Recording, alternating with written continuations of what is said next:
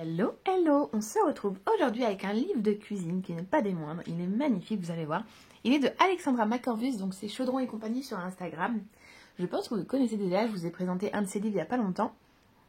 Sur Instagram, je vous en ai même présenté deux, puisque je vous ai déjà présenté celui-ci que je vous montre juste après. Je voulais vous l'insérer dans la vidéo, il est tellement mignon, ma maman est une sorcière, on adore. En tout cas, moi je l'adore, mes enfants aussi, j'adore, enfin voilà. Allez, donc elle nous a fait ce livre-ci qui est magnifique, Une sorcière en cuisine, 60 recettes au fil des saisons pour enchanter son quotidien. Déjà la photo est trop belle, le livre est trop beau.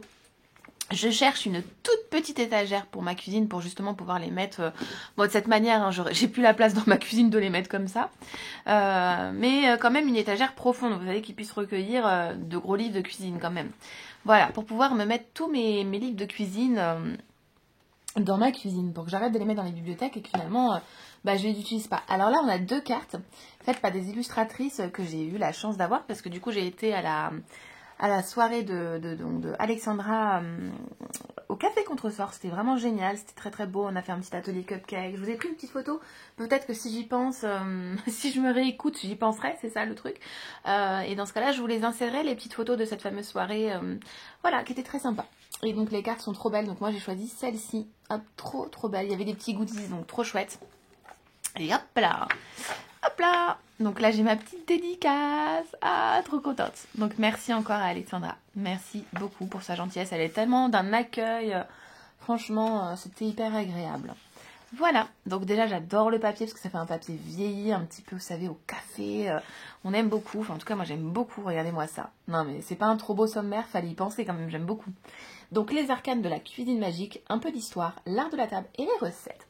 Et vous allez voir que dans ce livre, c'est trop bien, puisqu'on parcourt au fil des saisons, mais pas n'importe lesquelles, on parcourt au fil des sabbats. Donc ça, je kiffe, et vous le savez. Vous voyez, par exemple, Samhain, ensuite les recettes de Yule, et ensuite ainsi de suite, jusqu'à arriver aux 8 fêtes. Donc c'est trop cool. Thé et cuisine magique. Ensuite, donc pour le thé, voilà, un peu d'histoire, la tasséomancie ou la divination dans les feuilles de thé. Moi, c'est quelque chose que j'ai pas mal fait. Ça vient pas tout de suite, hein, il faut quand même le travailler, je trouve. J'ai un livre d'ailleurs dessus, je m'étais acheté une belle tasse de tasséomancie. Intention et recettes et occasions, thé de prospérité, thé de la célébration, tisane troisième œil, thé de purification, thé rituel, thé de l'amitié, phrase de lune, planète ou sabbat, les astres dans la cuisine magique, correspondance, intention ingrédients, bibliographie, remerciements, quelques mots sur l'auteur et crédit iconographique. Donc les arcanes de votre grimoire. Donc au début on commence par les arcanes, pardon, donc hop, que je saute pas de page. Non, parfait. Donc ici on a un petit peu d'histoire. Donc les célébrations de la roue de l'année. Vous voyez, donc ici on vous explique un petit peu chaque fête, une à une. Ensuite vous avez l'art de la table. Ensuite vous avez les recettes. Notamment celle-ci qui est délicieuse, hein, sur des pains, vous allez voir, un petit peu de potimarron, un petit peu de graines de courge et un petit peu de feta, c'est très simple et en même temps c'est très très bon. Donc, vous voyez, pour les recettes de Samhain, on a d'abord un petit peu d'histoire pour chaque fête et ça je kiffe parce qu'au moins, pour ceux qui connaissent pas forcément les sabbats, ils peuvent se lancer dans ce livre-là et les découvrir un à un petit peu. Et puis en plus ça peut vous donner envie de lire des livres spécifiques sur les sabbats. Voilà. Donc moi Samhain, vous savez, j'adore. Et en ce moment on vient de passer Yule, hein. Donc l'art de la table. Voilà, je trouve les illustrations canon, mais canon de chez... C'est trop beau, c'est trop beau. Donc les recettes, donc Samhain, à cheval entre octobre et novembre, est au cœur de l'automne, malgré quelques rayons de soleil si on a de la chance. Les journées sont fraîches, les matinées brumeuses, le soir rien n'est plus réconfortant qu'un repas bien chaud. Un plaid et une tasse fumante, on adore. Les récoltes d'octobre sont encore abondantes, ça c'est vrai. Mais les produits de saison ont vraiment une saveur automnale, et c'est vrai. Enfin voilà, c'est vraiment en même temps poétique et en même temps on a envie de faire toutes ces recettes.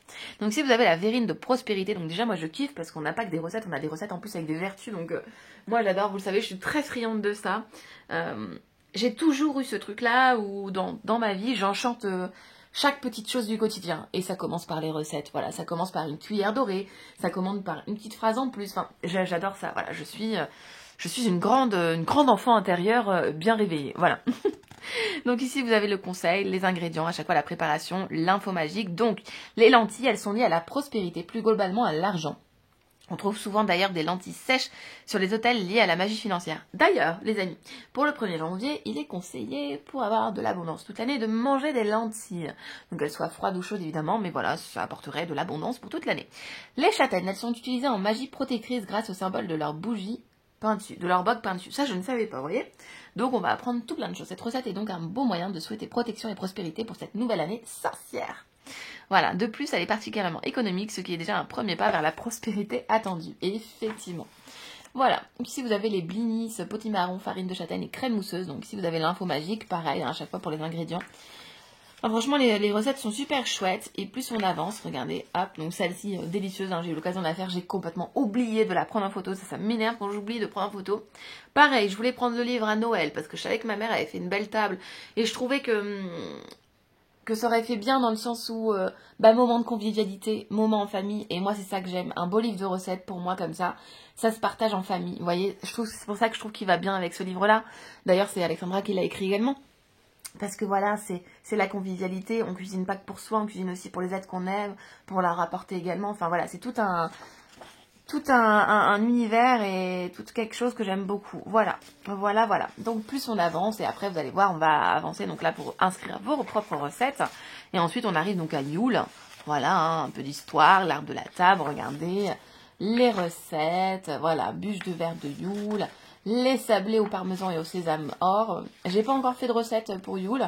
Je voulais faire celle-ci, mais pareil, nous avons oublié. Hein. Petites étoiles de polenta et leur sauce crémeuse champagne noix de muscade. Elles sont trop belles, je trouve.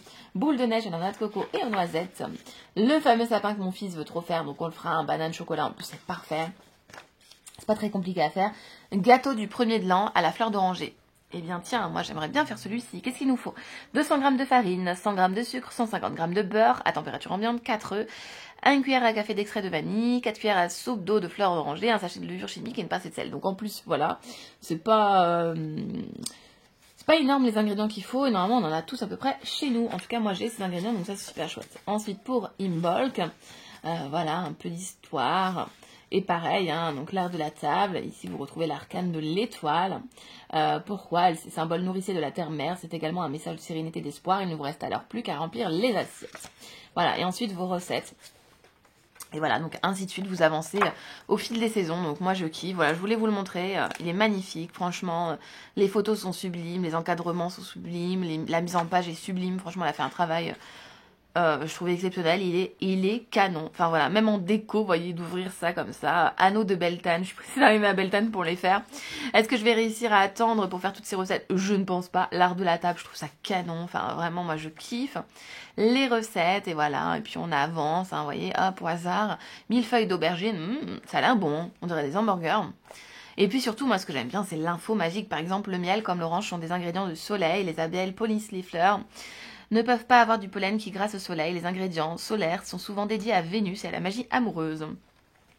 Et ainsi de suite, à chaque fois, la petite info magique qui rajoute un petit plus. Et voilà, je voulais vous montrer donc la partie des thés. Hop, on va reprendre. Donc l'intention, hein, recette et occasion, la tasse et romancie, ici on vous en parle, comme je vous disais tout à l'heure dans le sommaire.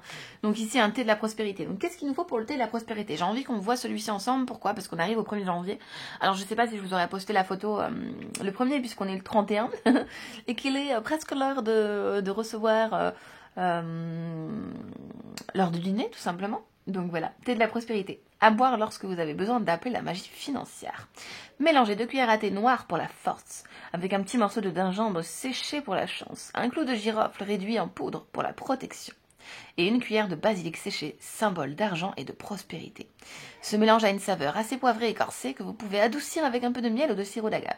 Laissez infuser une cuillère de ce mélange dans une tasse d'eau à 90 degrés, 3 minutes. On adore. Et donc voilà, vous avez tout un tas d'autres tisanes et franchement je kiffe, voilà, je trouve ça trop bien. Les phases de la lune ensuite, donc je trouve ça trop bien parce que pareil, hein, à chaque phase de lune, là on est en phase de nouvelle lune puisque c'était hier. Correspondance, intention et ingrédients ici, donc ça c'est pas mal d'avoir en plus ces correspondances. Ensuite bibliographie, d'autres livres à lire en lien, et voilà. Donc voilà pour ce livre-ci. Donc il est au prix de, je ne sais pas, parce que comme je vous disais à chaque fois chez Lotus Éléphant, depuis quelques temps, on ne retrouve plus le prix, je ne sais pas pourquoi, peut-être que c'est une nouvelle DA, je ne sais pas, donc la magie est partout. Derrière, on vous dit, les plantes, les légumes, les épices, les céréales ont chacun leur vertu et leur pouvoir. Lorsqu'on sait comment se servir, on peut enchanter son assiette pour faire de son repas quelque chose de magique. La roue de l'année païenne est rythmée par les saisons. Il est logique de célébrer ces fêtes avec des produits qu'on trouve facilement autour de soi. Le respect de la nature environnante était l'un des points les plus importants. Dans ce livre, vous trouverez 60 recettes végétariennes au fil des saisons et apprendrez quelle recette choisir en fonction des aliments de saison, que ce soit les pâtes fraîches réconfortantes aux champignons, la bûche de Yule, les millefeuilles d'aubergine, les cookies d'automne au sirop d'érable, quels ingrédients utiliser pour réconforter un ami triste, quel jour cuisiner pour vous donner du courage, comment dresser votre table avec des symboles forts et de chaque saveur, les correspondances des aliments et des émotions, ainsi que plein d'autres petits secrets. Le tout accompagné de magnifiques photographies et conseils d'informations magiques pour chaque recette. Voilà. Donc merci Alexandra d'avoir créé ce magnifique livre qui est trop canon. Et ensuite, voilà, je voulais vous montrer celui-ci. Donc celui-ci, pour nos petits-enfants, hein, nos enfants de sorciers et de sorcières. Franchement, je trouve ça trop mignon. Il est de la matière des petits ours bruns. Je ne sais pas si vous vous souvenez de ces livres. Moi, c'était mes livres préférés quand j'étais enfant. Et dans cette matière, parce qu'ils sont ressortis maintenant. Je sais que j'en ai acheté beaucoup à ma fille. Ma fille était fan de petits ours bruns. Pas du tout mon fils. Si, il aimait un petit peu la musique, mais c'est pas pareil que ma fille. Ma fille, elle a beaucoup aimé, et quand elle s'est sortie, les petits ours bruns de son époque, ils étaient en format nouveau, vous savez, en petit papier glacé, quoi. Voilà, c'était pas la même chose. Moi, je kiffais ceux-là en papier carton, je sais pas comment on peut appeler ça, mais en tout cas, voilà. Ce livre est d'une bienveillance incroyable, il est super, franchement, moi j'adore. Voilà, donc il a été écrit donc par Alexandra et illustré par Mrs. Crobb. Je connaissais pas du tout cette illustratrice, donc du coup je l'ai connue grâce à ce livre. Il coûte 15,99 €. Vous pouvez le retrouver donc sur le site d'Alexandra également.